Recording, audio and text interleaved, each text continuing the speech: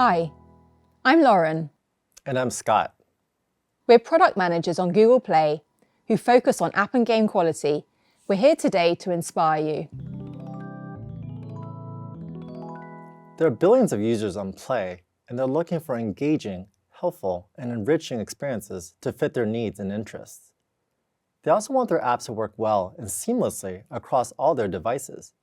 Play's goal is to foster an ecosystem of great experiences to enable users to discover them across all our store surfaces. What does this mean for you as a developer? Well, when you build high-quality experiences on Google Play, you're rewarded for doing so. Play is constantly developing new ways to support and promote high-quality titles across the lifecycle. Whether that's shining a spotlight on new and innovative titles, or driving re-engagement by showcasing updates or events. Our editorial teams also look for exciting and unique experiences to feature in prominent placements across the store. These treatments can increase your user acquisition, and that's on top of the other organic benefits that you can get from increasing quality, such as improved user engagement, retention, and monetization. So what do we mean by high quality? In today's talk, we're going to walk you through how we think about quality. We'll also give you a flavour of the sorts of experiences that we choose to highlight and reward on Play. I'll kick off by sharing a conceptual framework, then hand over to Scott to bring this framework to life. I want to set expectations up front that this talk is just the start of our plans for providing more clarity in this area. We have a long-term goal to help you understand not only how we think about high quality, but specifically what you can do to achieve it. One other thing to mention before I introduce the framework is that it's a way to think about high quality, but not a recipe for it. In fact, high-quality titles do the opposite of following a recipe. They innovate in many ways, and this innovation is part of what makes them great. The first pillar of our framework is core value. Core value is about fulfilling a user need. Is your title fun? Is it useful? To have a high-quality title, at least one of these things must be true. Form factors provide another lens on core value. As users move to owning more devices, they expect their apps and games to make that transition with them. Supporting other form factors may enable users to get more value from your app or game.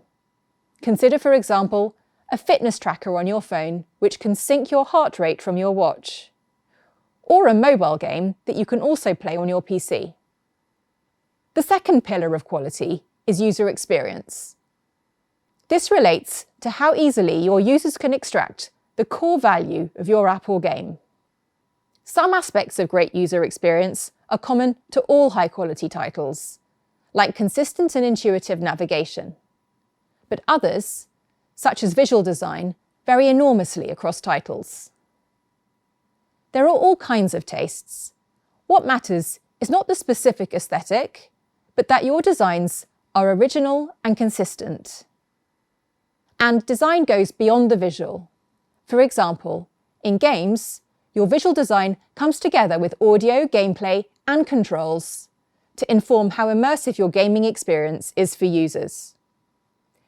User experience is also affected by your monetization strategy. A balanced ads experience pays off literally in both increased discovery on Play and improved user metrics. The third pillar is technical quality. Your app or game should work well on all the devices on which it's available. Now, a couple of things to call out here. First of all, technical quality can vary by device. This means that your title's treatment on Play can also vary by device, because we don't want to promote a title to a user if we don't think it'll work well for them. The second thing to call out is that great technical quality means more than just avoiding technical issues. The best titles actively make the most of both platform and device capabilities. For example, as an app, you might support multi-instance and picture-in-picture modes on large screens. And as a game, you'll go beyond aiming for a minimum frame rate to aiming for a frame rate that is also stable, or at least deliberate in its variability over the course of the session. The fourth pillar of our quality framework is privacy and security. Our developer policies provide a minimum bar here, but a great app goes further. With each new Android version, we launch new features and enhancements that help apps to design for safety. Great apps engage with these new features where they are relevant. For example, integrating a privacy API to minimize requests for sensitive permissions, or offering users a passkey sign-in option for a safer sign-in experience. These four pillars provide a foundation for how we think about quality in the app or game itself. There's one further aspect of quality that affects your eligibility for promotional treatments on Play, and that is your Play presence.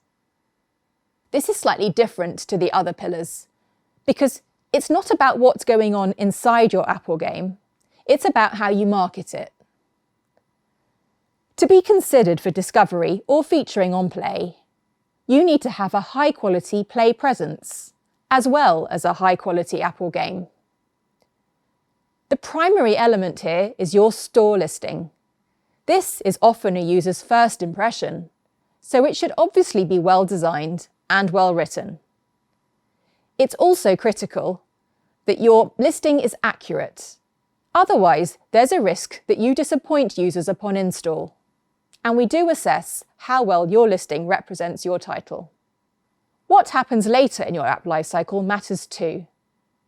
Users love titles that continue to innovate and generate excitement over time. And we have new treatments to reward titles that do this well. So that's our framework. And great titles will meet or even exceed our expectations across all of these pillars. I'm now going to hand over to Scott, who will showcase some great examples of these titles and how they do it. Thanks, Lauren. Now I'm going to walk you through a few different examples of apps and games that we think are great. I'm going to focus on three pillars in particular: core value, user experience, and Play presence. Our goal with this section is to bring to life some examples that exemplify what great looks like. But I want to clarify up front that these examples are not an exhaustive definition of great. To repeat Lauren's point from earlier, there's no single recipe or formula for a great app or game. So please take these examples as inspiration rather than a prescription. To start off with core value, we're always looking to highlight experiences that address user needs in engaging and novel ways. This doesn't mean your title needs to do everything, but the functionality that exists should be well thought through and provide value that keeps users engaged. In a multi-device ecosystem, users also expect titles to take advantage of device-specific features like a larger screen or a heart rate monitor. Let's start off with Canva. Canva is an app that does a great job helping users design their next great creative project, everything from photos, videos, to even Instagram stories. They offer thousands of templates for users to choose from to jumpstart their work. The app is designed with an intuitive layout where even new users can get what they need done quickly. Canva is also always updating their app with new innovative functionality, like the whiteboard feature for collaboration, doc-to-presentation converter, and their new AI-powered suite of tools like Magic Eraser or text-to-image generator. Canva is also optimized for large-screen devices like tablets, Chromebooks, and foldables. The app takes advantage of the increased screen real estate with an adaptive layout to fit different screen sizes, a side nav rail for better navigation, and multi-pane support to fit more functionality on screen. Canva also includes multi-window support for multitasking and drag-and-drop support for moving files from your device right into the app. Additionally, by integrating the app with the cloud, users are also able to pick up a project right where they left off on any form factor. These are all features that can uplevel users' ability to be much more productive, which increases the core value of the app. Games that are built to scale across different screen sizes can also be much more immersive to play on a larger screen. Controls should also adapt ergonomically and consider different screen sizes and input methods available. One interesting feature to consider, and one that through our research users want to see, is screen orientation flexibility. This may not make sense for all games, but for ones that can, this can greatly improve the experience. A great example of this is Candy Crush Soda Saga, which can be played in both portrait and landscape modes. Users can open the game and start playing immediately without having to switch device orientation first. Moving on to wear, I want to highlight a couple of experiences on the fitness and audio side that makes them a joy to use for users. For fitness, Peloton recently updated their app to bring deeper integration between phone and Wear. If users own a Wear device, the Peloton app will automatically detect it and give them an option to install the app on their watch. Then when they start a video exercise on their phones, the app will automatically start measuring things like heart rate right from the watch for one seamless experience across both devices. On the audio side, Spotify allows premium users to pre-download content directly onto their watch, so they can take their watch on that long run, leave their phones at home, and still have access to their favorite music right on their wrist. With Google Play Games on PC, users can now continue playing their favorite mobile games right on their Windows computers. Instead of touchscreens, users will be using a mouse and keyboard primarily for input. So it's important to make sure your game's controls are translated to these input methods. Take, for example, Left to Survive, which is a zombie shooter. Developer UpWickMe translated touch controls to the mouse, so users can look around and aim their gun like a typical shooter game on PC. Asphalt 9 is another example of a game that does a great job translating drive controls to the keyboard in a natural configuration that's familiar to most PC gamers. Now moving on to user experience. There are so many aspects that make an app or game great, and I won't be able to cover everything, but I wanted to highlight some dimensions that can make any title a joy to use. Let's start by talking about the onboarding experience. Imagine a new user experiencing your title for the first time. What would their first interaction be like? For titles that need it, an onboarding experience should help users hit the ground running. A great example of this is Duolingo, an app that teaches users a new language. At first launch, Duolingo asks users what language they want to learn, how much they already know, and then how much time they want to spend learning it. After users complete the onboarding experience, the lesson plan is all set up to help them succeed. On the game side, a good onboarding experience should be appropriate in length, offers users just enough guidance to get started, and be integrated into the gameplay itself. A great example of this is Asphalt 9. Upon first launch, players are brought into a high-speed race right away and introduced to concepts such as drifting, nitrous, and path selection as they play their first race. Next, I want to talk about how great user flows within your app can help users be more efficient in achieving their goals. I want to highlight Render Forest, which helps users build videos from templates. Users can easily customize these templates using step-by-step flows that ask for user input, like inserting text and images.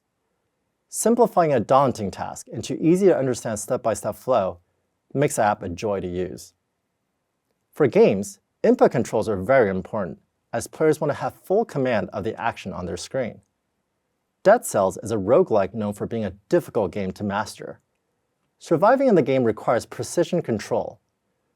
The game wasn't originally designed for touch controls, but to give players a leg up, Dead Cells on Android offers an impressive suite of customization options, including changing the size and locations of all the buttons.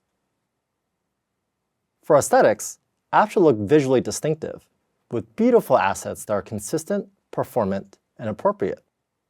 Calm is an app that helps users achieve their mental health goals through guided meditation, relaxing music, and sleep stories.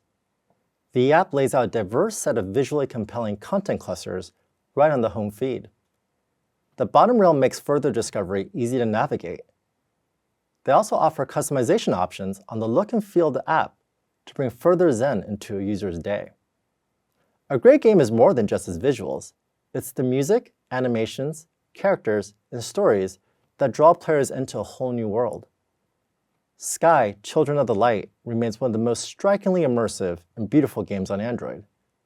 The amazing soundtrack, the unique visuals, and the lovable characters all seek to pull players into a memorable experience that keeps them coming back. Next, I want to talk about monetization.